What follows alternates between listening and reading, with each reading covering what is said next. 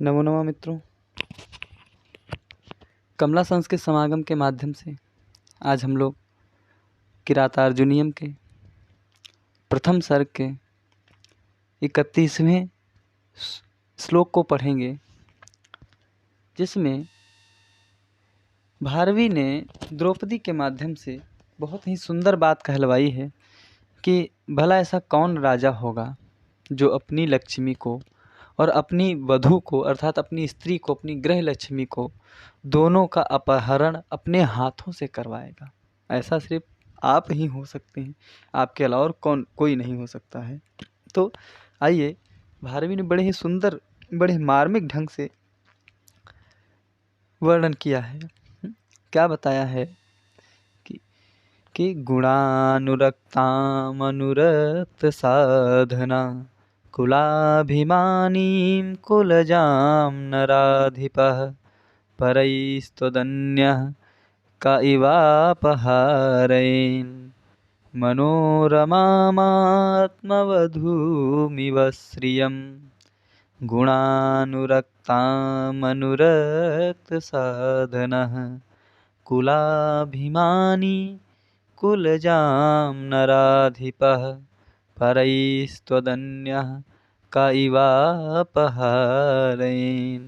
मनोरमामात्मवधूमिव श्रियम्। अर्थात क्या बताया है कि गुणानुरक्ताम अनुरक्त साधनः अर्थात अनुरक्त साधनः, अनुरक्त अर्थात अनुकूल, साधना साधन या सहायक, जो अनुकूल सहायक हैं, जो अनुकूल साधन हैं, अर्थात जो अनुकूल सेवक हैं या अनुकूल अनुचर से युक्त। और क्या है? कुलाभिमानी, कुलाभिमानी अर्थात कुल, ऐसा अभिमानी कुल में आप जन्मे हैं, ऐसे गर्वित कुल में या ऐसे श्रेष्ठ कुल में आप जन्मे हुए हैं, या ऐसे उच्च कुल में आप जन्मे हुए हैं। और क्या है? कौन है? कौन जन्मे हैं? तो त्वद, त्वद एक किसका विशेषण है? तो त्वद यह युधिष्ठिर का विशेषण है। त्वद किसका विशेषण है?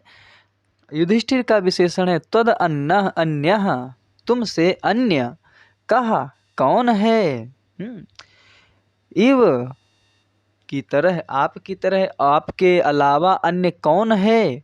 अपहारयन्, अपहरण कराया है। क्या किया है? अपहरण कराया है। और कौन चीज को अपहरण कराया है? तो बताए हैं कि गुणानुरक्ता, किस चीज को? गुण से अनुरुक्त चीज को आपने अपहरण करवाया है। किस चीज को अपहरण करवाया है?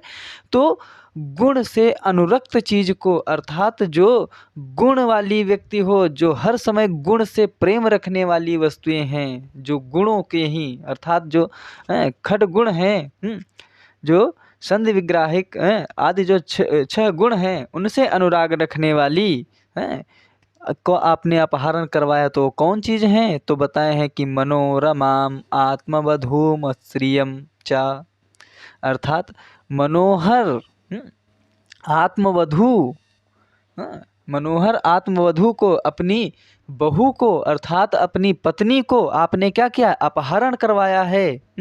और कैसी थी वह पत्नी? तो गुणानुरक्ता, अर्थात गुणों से अनुरक्त थी, गुणों से परिपूर्ण थी। कैसी थी? तो गुणों से परिपूर्ण थी, गुण से अनुरक्त थी। और क्या? श्रियम, और वह संधि विग्राहिक आदि जो आदि खड गुण होते हैं, उन गुणों से परिपूर्ण था। क्या? वह राजलक्ष्मी, आपने उस राजलक्ष्मी का भी हरण करवाया है। और क्या करवाया है? आत्मवधूम, अर्थात अपनी गृह लक्ष्मी का भी आपने जो है हरण करवाया है, अपहरण करवाया है। आपने क्या किया है? दूसरे के हाथ में क्या किया है?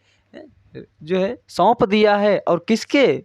परई, दूसरे के हाथ में। किसी अपने के हाथ में नहीं कि अपने भाई के हाथ में दे दिए हैं, लेकिन किसी अन्य शत्रु जैसे भाई, परई अन्य शत्रु जैसे भाई के हाथ में क्या किया है? तुमने दे दिया है।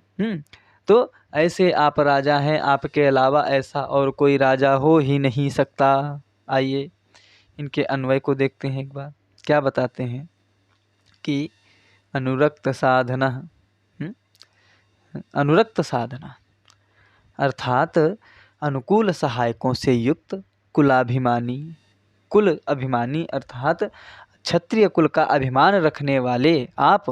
त्वत् तुमसे, अन्य का कौन अन्य हो सकता है।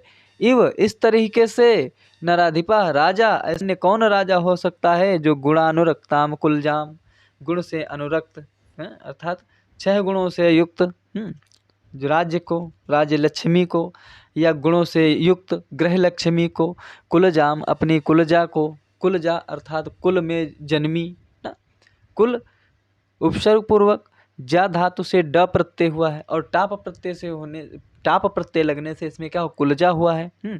तो कुलजा अपने कुल में जन्मी, ऐसी अर्थात कुल में जन्मी मनोरमाम, उस मनोहर आत्मवधू, अपनी आत्मवधू की तरह, आत्मवधूम आत्मवधू को, इव की तरह, गुणानुरक्ताम कुलजाम गुण से अनुरक्त कुलजा, मनोरमा मनोहर, श्रियः लक्ष्मी को, परई अन्यई दूसरे, या किसी दूसरे व्यक्ति के लिए अपहारेत अपहरण करवाया है। अर्थात आपके अलावा ऐसा कोई नहीं दुनिया में हो सकता जो अपनी लक्ष्मी को और या अपनी बहू को क्या करे, दूसरे के द्वारा अपहरण करवाए। सिर्फ आप ही एक दुनिया में ऐसे राजा हैं जिन्होंने अपनी राजलक्ष्मी को और अपनी वधू को दूसरे के हाथों में सौंप दिया है, दूसरे के हाथों से अपहरण करवाया है।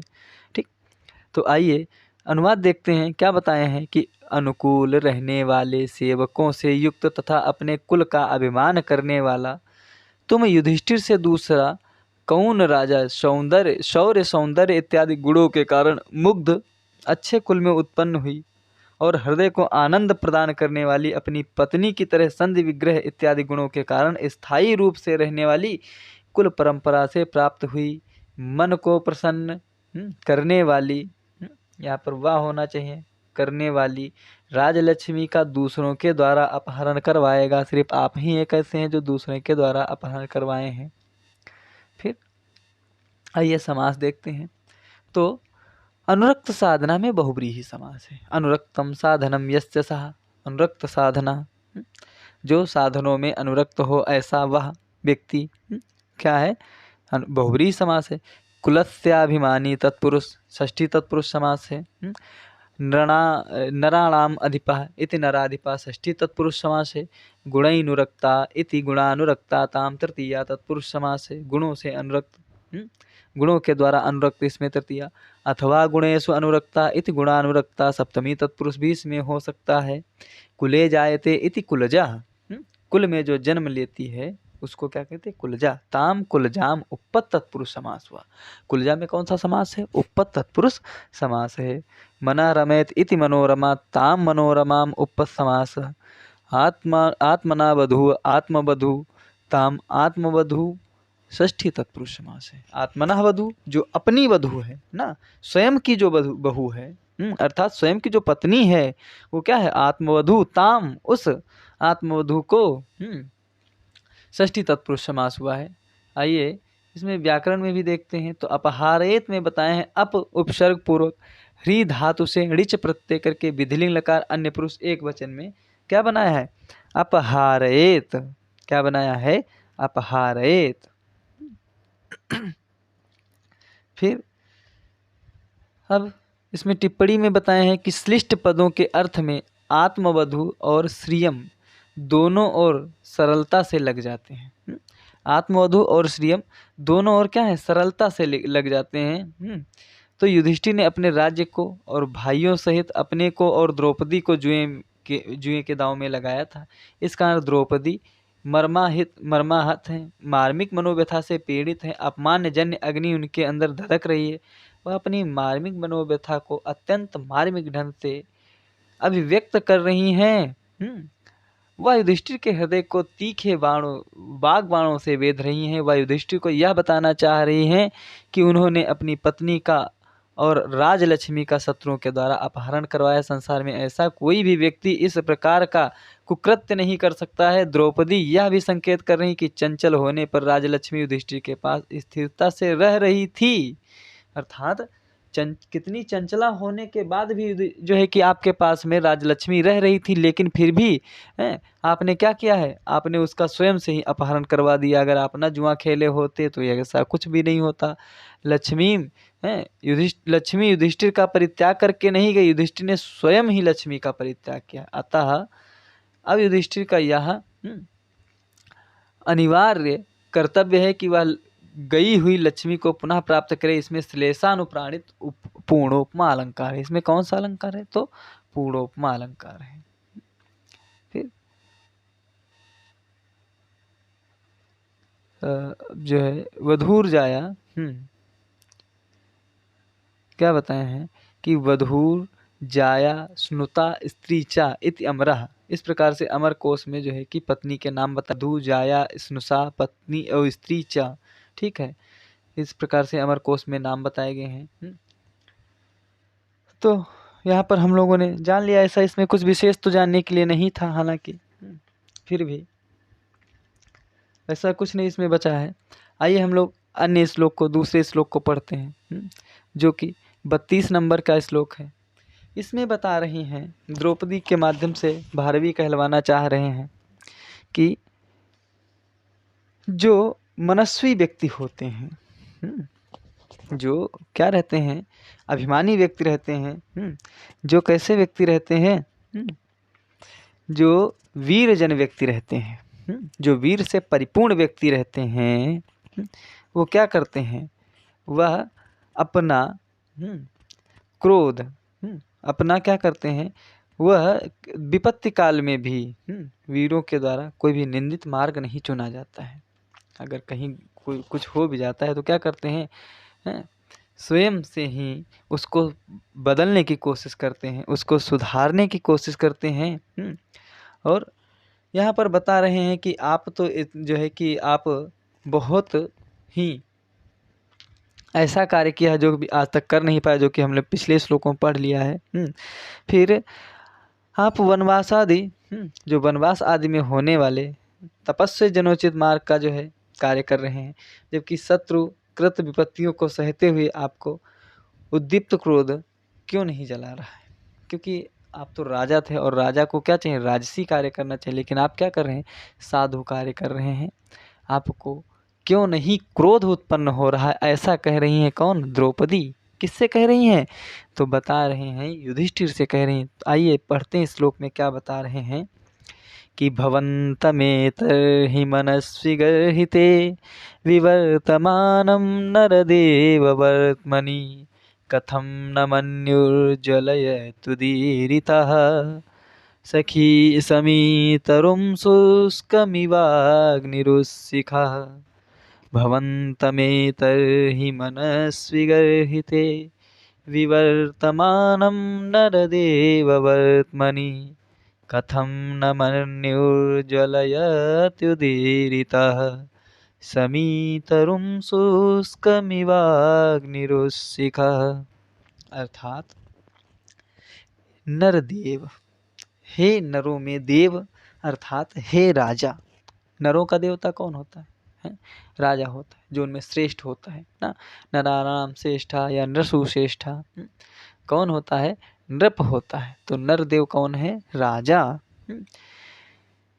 हे राजा, एतर ही, इस समय, इस समय, हे राजन, इस समय, इस विपत्ति काल में भी मनस्वी गर्हिते, मनस्वी वीरो जनोचित, जो वीर जन को उचित रहता है, ऐसे वीर जन के द्वारा, और कैसा है, गर्हित अर्थात निंदित, जो वीर जनों के द्वारा निंदित है ऐसा कार्य, वर्तमनी, वर्तमनी अर्थात ऐसे कार्य के मार्ग पर, अर्थात जो कि वीरों के द्वारा निंदित है ऐसा मार्ग, वर्तमनी मार्ग, विवर्तमानम, विवर्तमानम अर्थात विद्यमान या संस्थितमान या स्थितमान, ऐसे स्थित जो है कि मार्ग को, और क्या बता रहे हैं कि भवंतम, आपके द्वारा, भवंतम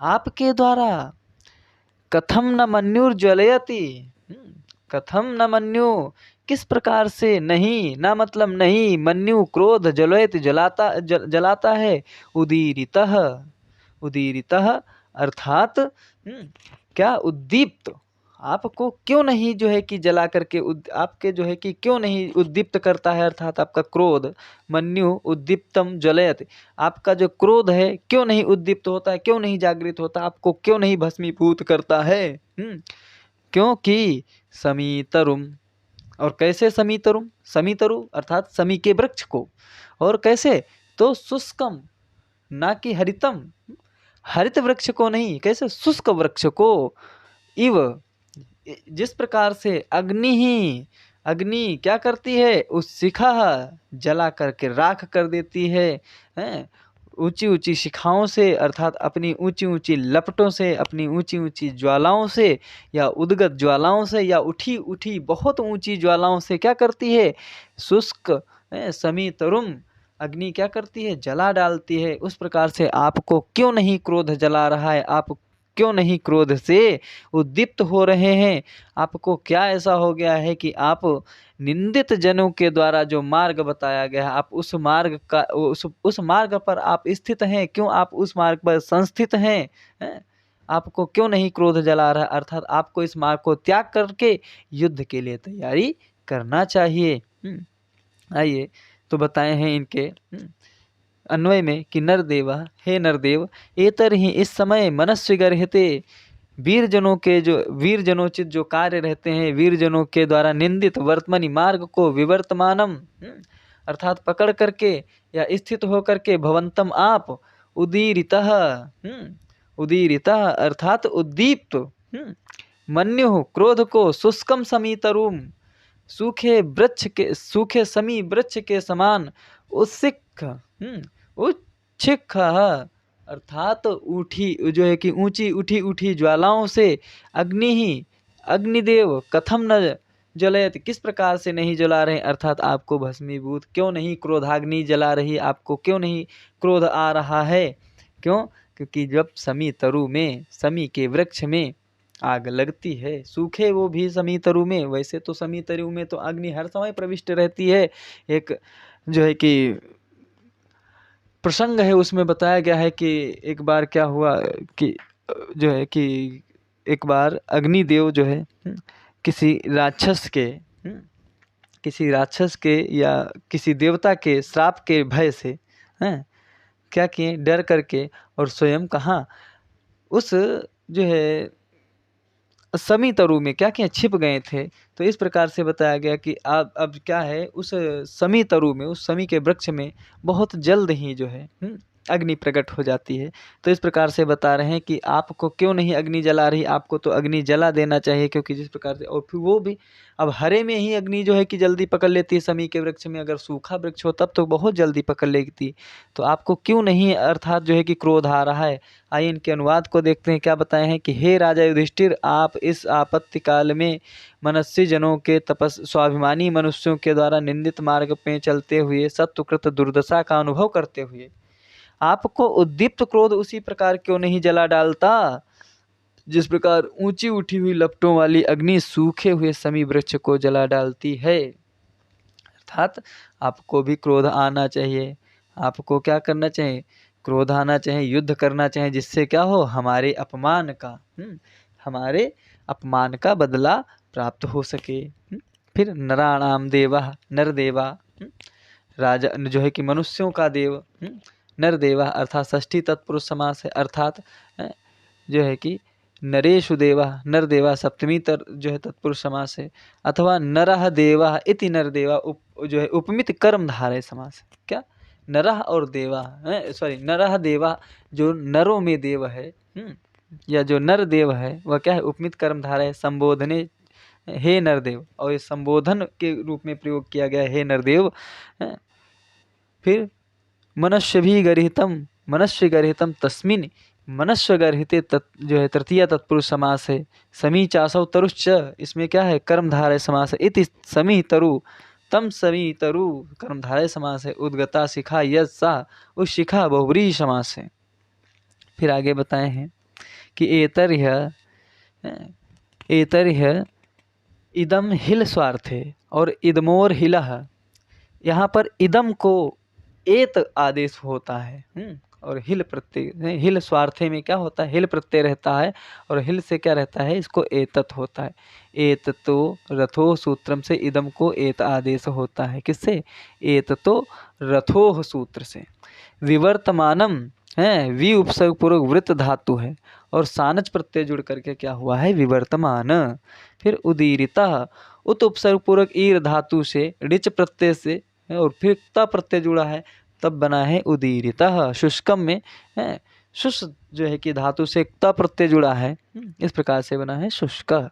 ज्वलयति, ज्वलयति ज्वल धातु से ऋच जो है कि प्रत्यय, फिर लट लकार प्रथम पुरुष एक वचन में, और मिताम ह्रस्व से ज्वालेत के आकार को ह्रस्व आदेश हो गया है। मिताम ह्रस्व से, कौन से सूत्र से, मिताम ह्रस्व से। क्या बताए हैं कि जो दीर्घाकार ज्वालेत होना चाहिए, ज्वाला से जो है ज्वल बना है, तो ज्वाला को क्या बताए हैं, तो ज्वा में जो आकार है, जो दीर्घाकार है, उसको क्या कहें, ह्रस्व करने के लिए मिताम ह्रस्व सूत्र को यहाँ पर लाए हैं। फिर आगे जो है कि इसमें बताया है, द्रौपदी इस बात से बहुत पीड़ित हैं और आश्चर्यचकित हैं कि शत्रुओं द्वारा इतना अपमान मिलने पर भी युधिष्ठिर हाथ पर हाथ रख करके अर्थात निष्क्रिय बैठे हैं। द्रौपदी को समझ नहीं आता है कि युधिष्ठिर को शत्रुओं पर क्रोध क्यों नहीं आता, वह शत्रुओं से अपना राज्य प्राप्त करने का प्रयत्न क्यों नहीं करता है। शत्रुओं को अपना राज्य देकर वन में ठोकरें खाते हुए घूमना, भली भांति भांति के कष्टों को सहना, शत्रुओं से बदला लेने के लिए कोई भी प्रयत्न ना करना, इस प्रकार जीवन बिताना स्वाभिमानी मनुष्य नहीं चाहते हैं। इस प्रकार का जीवन निंदित है, प्रतिष्ठा विनाशक है, अशोभनीय है। उपमा अलंकार तथा तकार और नकार की बार बार आवृत्ति होने से यहाँ पर अनुप्रास अलंकार भी है। वृत्त्यानुप्रास अलंकार है और क्या है, उपमा अलंकार भी है। तो अब यहाँ पर जो है घंटापथ में तो इसमें कुछ नहीं ऐसा बताया गया है। हाँ, शुष्धन कह से शुष्कम में क्या बताया गया है, का प्रत्यय। निष्ठा तकारस्य ककारः, समीचासो तरुश्चेति विशेषण समास है। और तरु शमी तरु, तम समी तरु, समी वृक्षम, समी ग्रहणम, शीघ्रज्वलन स्वभावात् कृतम, उशिखा उद्गत ज्वाला, घृणित ज्वाले अपि शेखे इत्यमरः, अग्निरिव वह्निरिव कथम न ज्वलयत, ज्वलयितुम उचितम इति अर्थः, मिताम ह्रस्वा इति ह्रस्वः। यहाँ पर मिताम ह्रस्वा से क्या किया गया है, जो ज्वाल को ज्वल किया गया है, ज्वलेत किया गया है, तो ज्वलेत में जो है कि दीर्घाकार को ह्रस्वाकार किया गया है, तो मिताम ह्रस्व से किया गया है। आइए हम लोग जो है कि अगले श्लोक को देखते हैं। इसमें क्या बताया गया है, कि बताया गया है कि देखिए, दुनिया में आदर उन्हीं का होता है जो सफल कोप वाले व्यक्ति होते हैं, जिनका क्रोध सफल रहता है। और जिन व्यक्तियों का क्रोध सफल नहीं रहता है, जो शून्य रहते हैं, क्रोध शून्य रहते हैं, वो व्यक्ति अगर किसी से मित्रता पूर्वक भी बात करते हैं तो लोग उन पर विश्वास नहीं करते हैं या उनका कोई कार्य सिद्ध नहीं होता है। लेकिन उनका कार्य सिद्ध होता है जो लोग क्या करते हैं, सफल क्रोध करते हैं, अर्थात जो बहुत ही क्रोधी व्यक्ति होते हैं, उनका कार्य बहुत ही तीव्रता से क्या रहता है, सफल होता है। तो आइए यहाँ पर जो है कि भारवी ने द्रौपदी के माध्यम से युधिष्ठिर को बताया है, या युधिष्ठिर के बारे में कहलवाया है द्रौपदी के माध्यम से। आइए देखते हैं कि क्या कहती हैं द्रौपदी, कि अवंधकोपस्य विहन्तुरापदां भवन्ति वस्याः स्वयमेव देहिना, अमर्षशून्येन जनस्य जन्तुनः न जात हार्देन न विद्विषादरः। अवन्ध्यकोपस्य विहन्तुरापदां भवन्ति वस्याः स्वयमेव देहिनः, अमर्षशून्येन जनस्य जन्तुना न जात हार्देन न विद्विषादरः। अर्थात अवंध्य कोपस्य, वंध्य बंधा, आ नहीं, जिसका बंधा नहीं है क्या, कोप, ऐसे कोप का, जिसका कोप बंधा नहीं है, ऐसे कोप वाले को है आपदाम विहंतु, आपदाम आपदाओं को, विहंतुम मार करके, त्याग करके, छोड़ करके, विहंतु त्याग करके, हन धातु मारने के अर्थ में विशेष तरीके से मार दिया, अर्थात त्याग दिया, उसको छोड़ दिया। भवंति होने पर, वस्याह वसीभूत, कौन होते हैं, स्वयमेव देहिनः, देही लोग अर्थात जो देहधारी होते हैं वो क्या करते हैं, स्वयमेव वस्या भवंती, स्वयं ही वसीभूत हो जाते हैं। किसके वसीभूत हो जाते हैं, तो बताए हैं कि किसके, अवंध्य कोपः, जो लोग बहुत ही क्रोध, सफल क्रोध वाले व्यक्ति होते हैं, जो कोप वाले व्यक्ति होते हैं, जो अत्यधिक क्रोधी व्यक्ति होते हैं, उनके क्या होते हैं, देहिना अर्थात प्राणी वर्ग क्या करते हैं, स्वयं ही उनके वश में हो जाते हैं, और क्या करते हैं, विहंतुरापदाम, अन्य आपदाओं को त्याग करके, क्योंकि अन्य सोचते हैं कि भाई अगर नहीं इनके अंडर में रहेंगे, या इनके कहे के अनुसार नहीं करेंगे, तो क्या होगा, बहुत ही विनाशक कार्य होगा। क्या होगा, आपदाएं बहुत सी आ जाएंगी, बहुत सी जो है कि दिक्कतें उत्पन्न हो जाएंगी, और क्या हो जाएंगी, वो विनाशकारी होंगी। क्योंकि क्या बताए हैं, अमर्ष शून्य जनस्य, क्योंकि अमर्ष शून्यन, जो कि अमर्ष अर्थात क्रोध, अमर्ष मतलब न मर्षा, जो जिसमें मर्ष मतलब होता है प्रेम, जिसमें प्रेम नहीं है या स्नेह नहीं है, मर्ष मतलब स्नेह, जिसमें स्नेह नहीं है, अर्थात जो स्नेह रहित है, अर्थात कैसा है, क्रोधी व्यक्ति है, क्रोध शून्यन, जो क्रोध शून्य है, अर्थात जो स्नेही व्यक्ति है, जनस्य जन का, मनुष्य का, लोगों का, उस व्यक्ति का, जंतुना, जंतुना प्राणी वर्ग के द्वारा, जंतुना मतलब प्राणी वर्ग के द्वारा, अर्थात उन मनुष्यों के द्वारा या अन्य जो है कि जो जीव हैं उनके द्वारा, न जात हार्देन, न जात नहीं जन्मता है, न मतलब नहीं, जात जन्मता है, हार्देन हृदय के द्वारा, जो है क्या रहता है कि न जात हार्देन, स्नेह युक्त होने पर भी, स्नेह युक्त होने पर भी ना और ना दोनों क्या होते हैं, कट जाते हैं। न जंतुना अर्थात जो जंतु लोग, अर्थात जो प्राणी वर्ग क्या होते हैं, वह नहीं मानते हैं, फिर कैसे भी अगर वो मनाए, अमर्ष शून्य व्यक्ति कैसा भी हो, जात हार्देन अर्थात हृदय से ही कैसा हो, बहुत ही कैसा हो, बहुत ही स्नेह युक्त होने पर भी लोगों के द्वारा न विद्विषादरा, जो है कि वह आदर नहीं पाता है, लोगों के द्वारा क्या करता है, ना वह विशेष आदर पाता है, और विद्विषा दरह अर्थात द्विषा शत्रुओं के द्वारा वह क्या पाएगा, अर्थात जो है कि वह ना तो अपनों के द्वारा पाता है और ना ही वह शत्रुओं के द्वारा कोई विशेष प्रकार का आदर पाता है। और दरह, दरा अर्थात मतलब होता है भय, न न दरह द्विषा, अर्थात द्विषा दरा न, या द्विषा ना दरह, अर्थात जो शत्रु लोग हैं, ना मतलब नहीं, दरा मतलब भयभीत होते हैं, किससे, अमर्ष शून्यन, अमर्ष शून्य व्यक्ति के, अमर्ष शून्य व्यक्ति से जो शत्रु आदि रहते हैं वह क्या रहते हैं, वह भयभीत नहीं रहते हैं, और जो अपने अन्य जो जन रहते हैं, जो अन्य प्राणी वर्ग रहते हैं, वो क्या करते हैं, न जात हार्देन, उसके स्नेह युक्त होने पर भी क्या करते हैं, उस पर विश्वास नहीं करते हैं।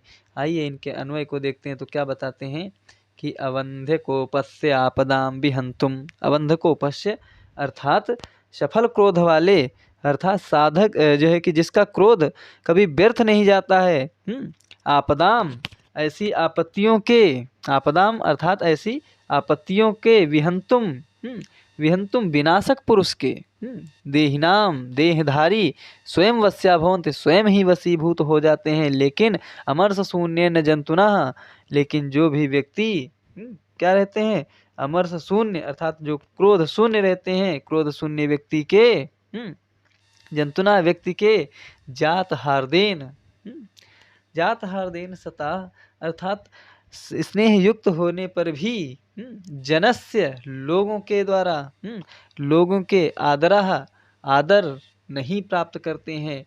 विद्विषाह द्विषा यहाँ पर शकार है ना, क्या है, सकार है। न द्विषा न विद्विषाह शताह दरा न, और नहीं विद्विषाह अर्थात शत्रु लोग दराहना भयभीत नहीं होते हैं। अपने लोग आदर नहीं करते हैं और जो शत्रु वर्ग रहते हैं वो क्या करते हैं, वह भयभीत भी नहीं होते हैं। तो इस तरीके से सफल क्रोधी होना भी बहुत आवश्यक है, क्योंकि कहावत कही जाती है कि जो बहुत ही मृदु और बहुत ही मीठा गन्ना होता है वह भी कोल्हू में पेरा जाता है। जब आप जैसे जंगल में जाते हैं तो क्या रहता है कि लोग जब देखते हैं जो सीधा वृक्ष रहता है उसको लोग जल्दी काटते हैं, लेकिन जो बहुत जगह से टेढ़ा रहता है अष्टावक्र की तरह 8 जगह से 10 जगह से टेढ़ा रहता है, लोग उसकी तरफ ध्यान नहीं देते हैं। क्यों? क्योंकि वह स्वयं से ही टेढ़ा है, प्रकृति से ही वह टेढ़ा है। तो इसलिए ज़्यादा सीधा भी नहीं रहना चाहिए। ये श्लोक हमें बताता है कि हमें ज़्यादा अमरस नहीं होना चाहिए, अर्थात क्रोध शून्य नहीं होना चाहिए। ठीक है, हमें क्रोधी भी बनना चाहिए, लेकिन दुर्वासा जैसा नहीं क्रोधी रहना चाहिए। तो क्या बताएं हैं कि प्राणी स्वयं ही उस व्यक्ति के बस में हो जाते हैं जिसका क्रोध व्यर्थ निष्फल नहीं होता, जो आपत्तियों का विनाश और जो आपत्तियों का विनाश करता है। क्रोध रहित व्यक्ति के स्नेह अनुराग से युक्त होने पर लोगों के द्वारा उसका आदर नहीं होता और शत्रुता से युक्त होने पर लोगों को उसका भय नहीं होता। क्रोधहीन व्यक्ति के मित्र उसका सम्मान नहीं करते और शत्रु उससे डरते नहीं हैं। फिर आइए समासों को देखते हैं। तो बताएं न वंध्या अवंध्या नए तत्पुरुष समास है। अवंध्य कोपा यस्य सह, इसमें बहुव्रीहि समास है। कोपा तस्य अवंध्य कोपस्य बहुव्रीहि समास है। न मर्षा अमर्षा नए तत्पुरुष समास। अमर्षेण शून्य तेन तृतीय तत्पुरुष समास है। जात हार्दम यस्य सह जात हार्दः जात स्नेह अर्थात बहुव्रीहि समास है। फिर विहंतुम वि उपसर्ग पूर्वक हन धातु से त्रिच प्रत्यय हुआ है और षष्ठी एक वचन में विहंतुः बना है। क्या बना है? विहंतुः। वश्या वशम गच्छन्ति ये ते वशः, वश में यत प्रत्यय लगा है, इस प्रकार से बना है क्या? वश्या। फिर हृदय से कर्म हार्दम, क्या है? हृदय में अण प्रत्यय जो है कि जुड़ा है, इस प्रकार से क्या बना है? हृदय से कर्म हार्दम, हृदय धन अण बराबर हार्दम। फिर टिप्पणी में बताए हैं कि जिसका क्रोध व्यर्थ नहीं होता है, जो क्रोध आने पर शत्रुओं को दंड दे सकता है, सभी प्राणी उसी के वश में हो जाते हैं। क्रोध आने पर शत्रुओं को दंडित करने में जो समर्थ और अपनी और शत्रुओं की विपत्तियों को दूर करने में समर्थ होता है, जो क्रोध के समय भी क्रोध नहीं करता, उसके मित्र उसका सम्मान नहीं करते और शत्रु से डरते नहीं, ऐसा व्यक्ति मित्र हो अथवा शत्रु उसका कोई महत्व नहीं होता है। नकार और जकार का अनेक बार आवृत्ति आने से यहाँ पर वृत्त्यानुप्रास अलंकार प्रस्तुत है। फिर आगे वशम गता इति यत प्रत्यय है। वशम गता में क्या है? यत प्रत्यय है। और क्या बताए हैं? प्रेमा न प्रियता हार्द प्रेम स्नेहा इति अमरः। प्रेमा न प्रियता हार्द प्रेम स्नेह, ये जो है कि प्रेम के नाम हैं। फिर दुष्टा न सता दरो न, दुष्टा च शता दरो न। दुष्टा मतलब जो शत्रु हैं, चा मतलब और, सता मतलब जो अपने सगे संबंधी हैं, दरो न भयभीत नहीं होते हैं अर्थात।